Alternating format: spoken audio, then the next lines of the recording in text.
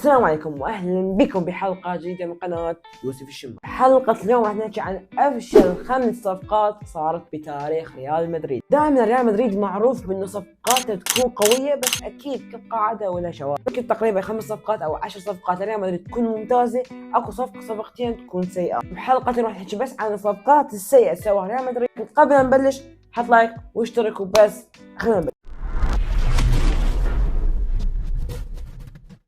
بسنة 2020 كان نادي ريال مدريد بقيادة بيريز يبحثون عن رأس حربة جديد حتى يكون بديل لكريم بنزيما بعد خروج، يكون رأس حربة قناص ويقدم مستوى قوي مع ريال مدريد حتى لو كان على دكة البدلاء. يقعد احتياط في 4 سنوات 5 سنوات، بعدين يصير هو المهاجم الأساسي لريال مدريد. في نفس الوقت كان اكو لاعب صربي جاي يقدم مستويات قوية مع نادي فرانكفورت الألماني. جاي احكي عن المهاجم الصربي لوكا يوب، مهاجم اللي ب 54 مباراة مع نادي فرانكفورت قدر يسجل 24 هدف وهو تقريبا كان عمره بال20 و20 سنة. لاعب صغير وهاي احصائيته تعتبر طبيعية، لاعب تو صاعد جاي يقدم مستوى قوي وإله مستقبل قوي. على السريع قرر نادي ريال مدريد التوقيع وياه مقابل 67 مليون يورو بعقد ل5 مواسم. خلال أول موسمين ريال مدريد ما شارك ولا اخذ فرصته، شيء طبيعي انه هو لاعب جاي احتياط وبعده ما متاقلم على اجواء ريال مدريد. بموسمين لعب 36 مباراه اغلبها كانت من دكه الاحتياط، قدر يسجل 3 اهداف بس من 36 مباراه. لاعب كان ينزل تحس بيه مو لاعب ممكن يكون مهاجم ريال مدريد بالمستقبل،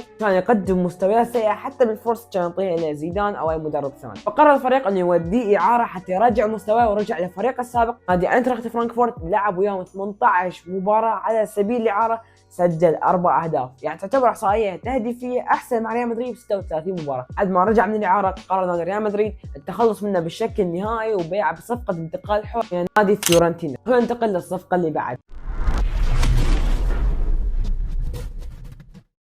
صفقة عندنا بحلقة اليوم هي صفقة انتقال ماريانو دياز من نادي ليون الفرنسي لنادي ريال مدريد. الصفقة اللي كلفت نادي ريال مدريد 20 مليون يورو. طبعا راح احكي عن فترته الثانية ومو الأولى. الفترة الأولى اللي كان يلعب مع ريال مدريد ثم انتقل إلى نادي ليون الفرنسي كان يقدم مستويات قوية مع نادي ليون الفرنسي. صيف عام 2019 قرر رونالدو الخروج من نادي ريال مدريد، وريال مدريد رادوا يجيبون لاعب سوبر حتى يعوض رونالدو، لكن بيريز اراد تاخير التعاقد مع لاعب سوبر لموسم 2020. فموسم 2019 راد تجيب بيه لاعب ممكن يكون سوبر، يعني مو اي لاعب، كان لاعب جاي يقدم مستويات قويه مشي بيه موسم 2019 حتى تجي فلوس ويجيب لاعب 2020. وقع اختيار على ماريانو دياز، لاعب مثل ما قلنا كان يلعب ريال مدريد سابقا قبل الانتقال الى ليون. وقتها كان مبدع مع ليون وب 27 مباراه مسجل 18 هدف، احصائيه قويه، لاعب جاي يقدم مستوى قويه ولاعب شاب. فقرر نادي ريال مدريد التعاقد معه مقابل 20 مليون يورو قادمه من نادي ليون الفرنسي بعقد يمتد ل5 مواسم. تخيلوا انه ماريانو دياز اول ما اجى ريال مدريد ب 2019 لبس رقم 7، اول لاعب لبس الرقم 7 بعد كريستيانو وخروجه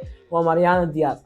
رونالدو ماريانو دياز لعب 3 مواسم مع ريال مدريد شارك بها 52 مباراه، 52 مباراه سجل 6 اهداف بس. ماريانو دياز بهاي الفتره 3 مواسم حقق 6 بطولات مع ريال مدريد، منها دوري الابطال، معدل كل هدف بطوله. شيء واحد بيحظ سواه انه سجل على نادي برشلونه بالكلاسيكو موسم 2020 اللي فاز بريال مدريد 2-0 على نادي برشلونه. ماريانو دياز يعتبر من اسوء الصفقات بتاريخ ريال مدريد. بس خلينا ننتقل للصفقه اللي بعدها.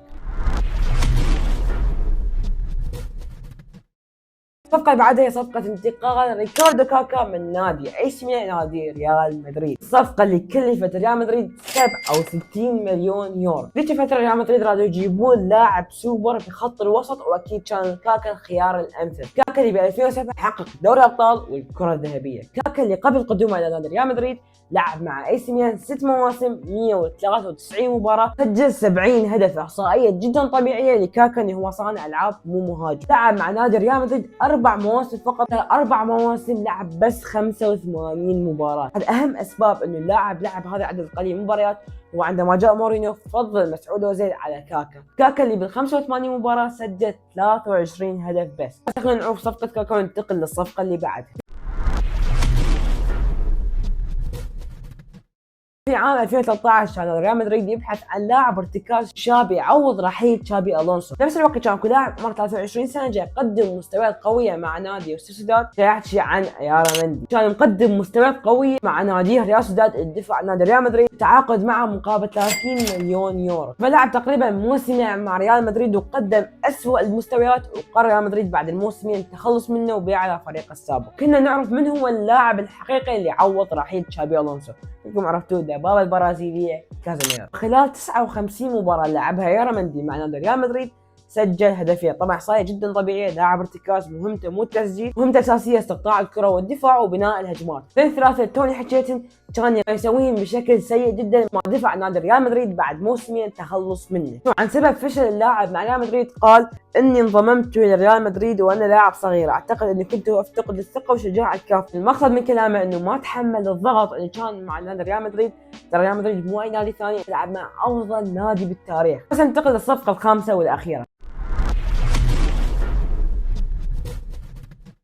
في صيف عام 2020 ريال مدريد كان يبحث عن التعاقد مع لاعب سوبر يعوض رحيل كريستيانو رونالدو، فوقع الاختيار على لاعب بلجيكي جاي يقدم مستويات جدا قويه مع نادي تشيلسي. كلكم عرفتوا ايدين هازارد، تعتبر صفقته أسوأ صفقة عبر التاريخ. صفقة انتقال ايدين هازارد نادي تشيلسي نادي ريال مدريد كلفت 100 مليون يورو بدون تغيرات، مع تغييرات تقريبا 120 الى 130 مليون يورو. اعطيكم احصائيه لايدين هازارد باخر موسم له مع نادي تشيلسي قبل انتقاله الى نادي ريال مدريد. لعب 52 مباراه مع تشيلسي باخر موسم له، سجل 21 هدف وصنع 17. فبعد هذا الموسم والتألق انتقل نادي ريال مدريد مقابل 130 او 120 مليون يورو بعقد 5 سنوات وراتب سنوي 21 مليون يورو. وخلال اول موسم لهازارد مع ريال مدريد انصاب اصابه قويه بالكاحل في مباراه باريس سان جيرمان، تدخل قوي على هازارد ضربه بالكاحل وانصاب اصابه وابتعد عن الملاعب فتره طويله. لليوم هاي اصابه تلاحقه وما يقدر يمارس كره القدم بشكل جيد. 4 مواسم مع ريال مدريد هو كل ما يلعب يرجع ينصاب نفس الاصابه او مشابه لها او بنفس مكان الضربه، يرجع وينصاب يرجع وينصاب يرجع وينصاب لحد ما انتهى عقده مع ريال مدريد. اعتزل كره القدم بتاريخ 10/10/2023. 4 مواسم لعب 54 مباراه بس، سجل 7 اهداف وصنع 12 هدف، 19 مساهمه ب 54 مباراه. وبهيك انتهت قصه لاعب كان بيوم من الايام يتقارن بميسي ورونالدو. هي اسوء صفقه بتاريخ ريال مدريد، تقريبا 90% من العالم متفقين صفقه هازارد اسوء صفقه بتاريخ ريال مدريد. بس هي حلقتنا،